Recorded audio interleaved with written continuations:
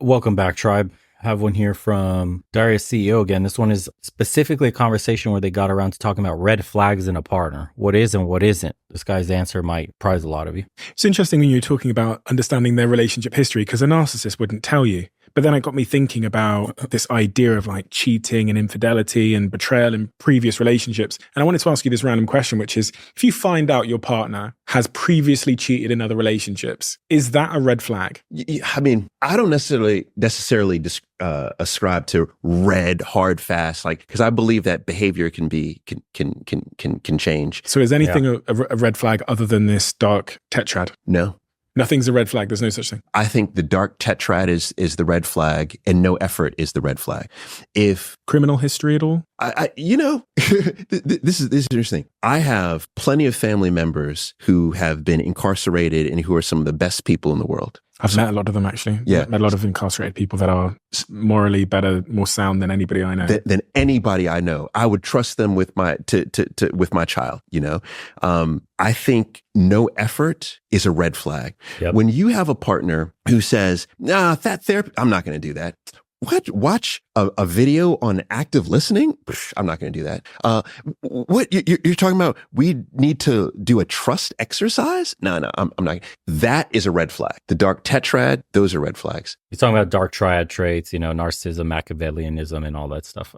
From this perspective, technically, behavior can be modified, and there's a lot of reasons why people do things in their past that may be considered red flag. For example, cheating is what he brought up. So a person may have cheated because they were stuck in a relationship with someone abusive, controlling, wouldn't let him leave. Stories I've heard from women's perspectives where the guy threatened to end himself if she were to leave him, and then the woman eventually will cheat on him because he's trying to do anything possible to get the guy disgusted with her and to finally leave her. But all it does is make him more insecure and try to control her more, and more threats of self-harm. And you're in a super dysfunctional relationship where maybe he's threatening you or threatening to do something to himself. So for the guys, at least, you can meet girls that may have cheated, but it just depends when you find out more if she's willing to tell you and share some of the secrets of her previous relationships. You begin to understand why some people do the things they do. Crime is another one. Some people will commit crime like a burglary or something because literally they're starving, can't put bread on the table, trying to feed the family any means. There's no job, but maybe it was, I don't know, dude, there's a million reasons how you could get knocked into a horrible life and you have to do horrible things to survive. So, and it may not necessarily be who you want to be or who you are. It's just that's what you needed to do in order to survive. Like how many famous people have had crazy pasts where they were, arrested multiple times, have aggravated assaults and God knows what other criminal activities that they were involved in. And then like they got famous, got some money, turned their lives around, and now motivational speakers, like got out of the gutter, made it from like the worst odds imaginable, and, did a bunch of questionable things. They had no other choice, yada, yada, yada. All to say is that basically narcissism, or the dark triad traits in general, and effort in a relationship is all that really matters. Like you could be a damaged person. Nobody's perfect. We're all damaged. All of us have trauma. All of us have a history. Nobody comes to a relationship like a perfect little flower undamaged by the world. Most of our damage starts in the crib as babies from our own family members. So we're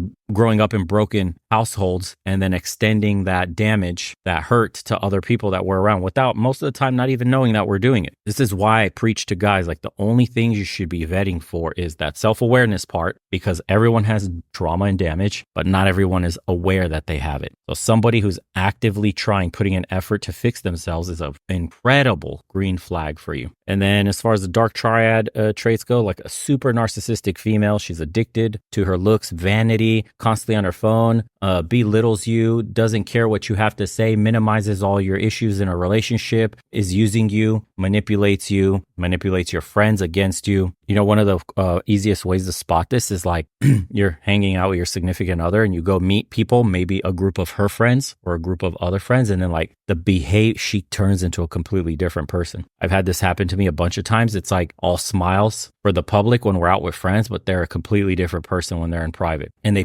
portray themselves as completely different too. It's not that they're shy or maybe more outgoing, and it's not none of this introvert extrovert stuff. It's literally transform into a whole nother person. So be careful and vet your woman properly. Her relationship with her father matters. Her relationship with the family matters. The dynamic in the home matters a lot. Was the father present, active, and leading the family? And does she have a healthy enough self-esteem so that she's not dependent on the external validation from either social media, other men, or whatever else needed to fill the void in her from, trauma from childhood? I can't think of any others. I had a really random question I wanted to ask you as well, which is, if you don't want to do something in a relationship, it kind of leads to what you were just saying there. If you don't want to do something, should you tell your partner? So your wife goes to you, Paul, hey, Paul, I want to go watch this ballet thing. Do you want to come? Mm-hmm. In that moment, you have no desire to go and watch the ballet. Yes. Right? How does one respond? Are you asking for a friend? For a friend, yeah. For a friend. Oh my God. All right. No, because something I've been thinking about a lot lately, which is me and my partner have talked about it a lot, which is if I ask her if she wants to do something, yes, should she tell me the truth and go, no, I don't want to go watch Manchester United play? Or should she just come along and do it because she should be helping me meet my needs? Yeah. All right. To answer that question, it's really about your history in resolving conflict. And have you been able to resolve conflict as a partnership in a healthy way? Because what ends up happening in relationships is, let's say before she asks you about Manchester United, right? You've had a disagreement, but the disagreement was not resolved and there's pain on her side, pain on your side. Well, she's going to learn, and it will be reinforced to not be truthful with you because she knows that you as a couple have an inability to resolve conflict, and therefore she wants to protect herself. And oftentimes what ends up happening in relationships is that patterns, toxic behaviors, patterns are reinforced time and time and time again. So you get to a point where, of course, you can't tell each other the truth because the moment that you do, there's an explosion. That's why it's important. You have to build. A great relationship is just like you're just adding a layer on top of a layer on top of a layer on top of a layer, very thin, a piece of paper.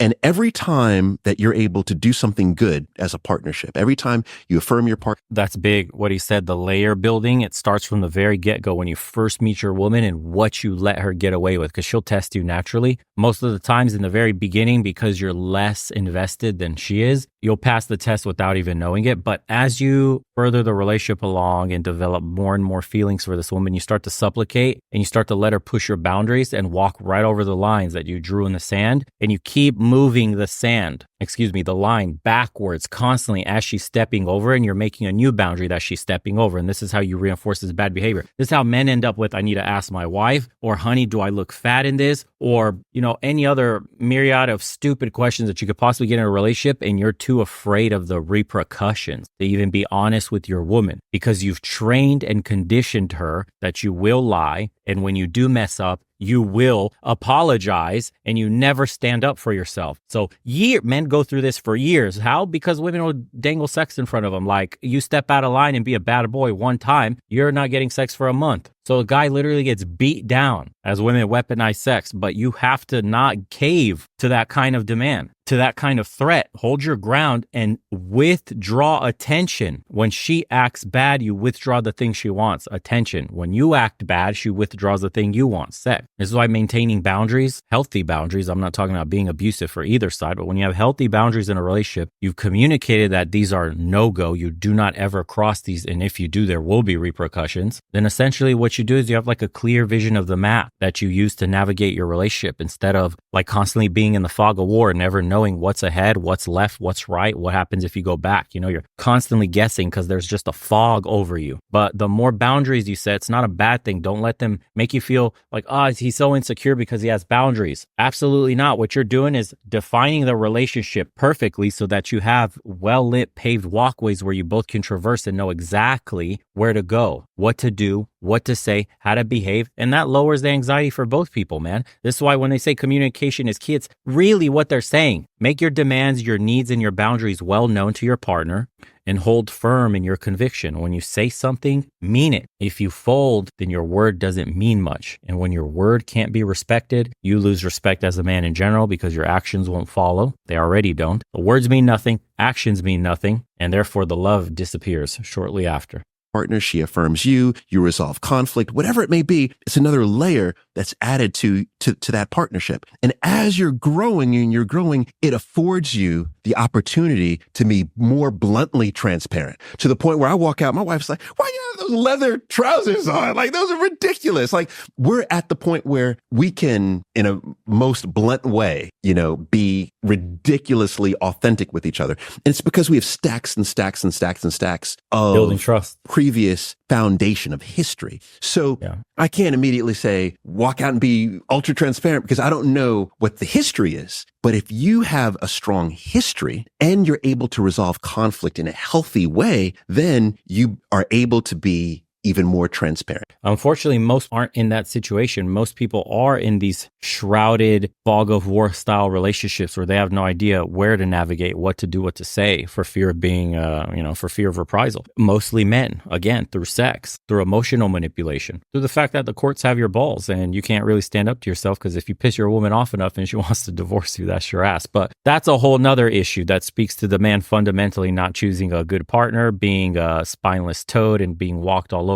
but in general, what he's talking about is you need to build this layer by layer trust, which means in the early stages, begin to set your boundaries, speak to your woman, don't let her cross them, but constantly communicate exactly what you want out of the relationship. Communicate honestly what you think. Don't do the white lie thing. If you can, say it in a joking manner or really bring it up a topic serious, like weight gain, man. For example, say your woman is starting to gain weight and you just want her to be aware that it's happening. You can broach the subject as a joke if you built high trust. But if you're in a very low trust already, the bottom rung of trust where you have no room to even wiggle is basically you going to the gym yourself religiously all the time and eventually getting her to follow and just dropping good hints like, baby, I feel so much good working out. We should go work out together sometime. Let me know when you want to come. Something like that. But if you're somewhere in the middle and you got good trust, then you could just tell your woman, baby, I'm worried about your weight. Listen, we both gained a couple of pounds. I think it's time we start eating a little healthy for health's sake. I don't want us to end up on pills depending on pharmaceuticals. And,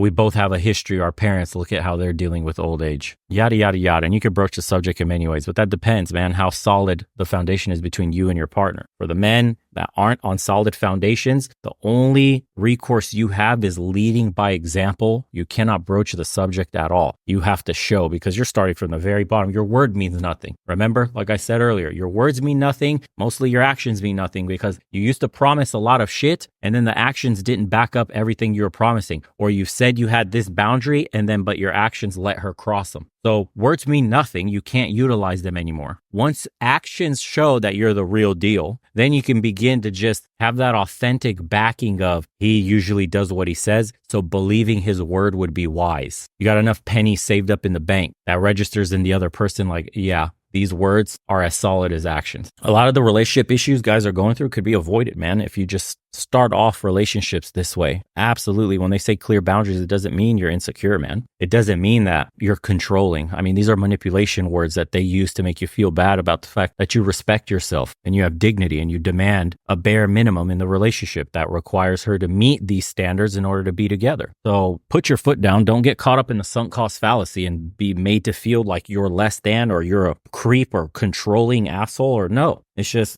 this is what it takes to be in a relationship with me. They're not outsized demands. I just treat you the way I'd like to be treated. Mutual respect. And here's what I expect. And your woman will test you naturally. It is what it is, their nature. And it's your job as the man to be like that solid rock that's unfazed by waves, wind, anything. Fortunately, most men fall apart. It is what it is. The downfall is in between our legs. It's, relationships are this constant balance of checking in, understanding your partner's feelings, affirming what those feelings are, understanding your desires, what your feelings are, ensuring that they're affirmed. It's constant. It's constantly moving, which is why I always say it's like the marriage, there's never stagnation in a partnership. You're never just this. You're either growing or the relationship is dying. Ugh. Like there's no in between. There's no in between. But it sounds like it's growing. Sounds like yours is growing. It is growing. Yeah. It is growing because, do you know why it's growing? Because of the thing you said earlier, which is because of effort and because both parties care to put in the effort. There you go. So there must be so many people. I would hazard a guess that the majority of people are the 80% that you described earlier. You said there's 20% that are happier than ever and 80% that are less satisfied than ever. I would hazard a guess that there's an 80% of listeners out there now that are in a relationship where they realize that the effort is gone. And they don't know when it went. Maybe it was when they had kids and work became really, really busy. But at some point along the way, effort became deprioritized. Yeah. And there was a belief that things would stay the same even without nutrients and water and sunlight. Yes. Yeah, marriage is hard. Relationships are hard. It requires you to constantly work, constantly compromise, and constantly look for solutions together. If foundationally, when you have problems, you don't come together versus the problem, instead, me versus him versus the problem, you're bound to fail. Like statistically, it's guaranteed that you're going to fail. Now, when you both approach something, you may be fighting with one another, but when you come together for conflict resolution, here's the problem we both have together. How can we solve it? It's that we instead of I, me. This is what I need, I want, I require. You know what I mean? It's like, we need to work on this. Here's what I'm feeling in this moment. And what do you think about that? If your partner speaks in this manner, it shows like naturally, man, you don't have to tell a person that's wired well for you that they have to think this way for you. I want you to think about me more. No, it's simple. Somebody that really loves you, somebody that really wants to be with you will always put you first or think about you at any given situation or when you're solving problems amongst yourselves. If you're in a relationship right now and your woman is one of those that's like never thinking about you, constantly disrespecting you, always super defensive when you get in an argument, doesn't hear anything you say except the one negative thing she picked up, your relationship is doomed, my friend. I'm telling you, this is a deep fundamental issue within this person, whether they don't respect you or they don't respect themselves, and your relationship is doomed to fail. No matter how beautiful she is, how sweet she is in certain moments, you're just riding the highs, but most of your relationship is straight lows. It's the sunk cost fallacy. You just need to call it. That's it. And move on. And some of the comments says, good love looks boring, but feels great. These are the men the young and impressionable men should be listening to, and not those toxic, misogynistic podcast bros. And this is a great comment, the self-esteem one. The higher the self-esteem, the less external validation you need. Fact. And again, low self-esteem people lead to a ton of problems in a relationship. External validation, self-awareness, self-love. I told you guys, it comes up time and time and time again, man. It's like hunting for a needle in a haystack in the West because so many people are damaged. They come from broken homes. Fathers not present typically is the biggest one in women. So heed the warnings. Anyways, if you guys enjoyed today's episode, let me know in the comments below. Get that engagement up. We're being suppressed as usual. If you've been buying shirts, man, appreciate the support. If you haven't joined the private community, links in the description below. We're constantly doing calls, checking in, getting ahead in life, and sharing some wisdom. And hopefully those golden nuggets could help you out and help you achieve your goals and your dreams. See you tomorrow, guys.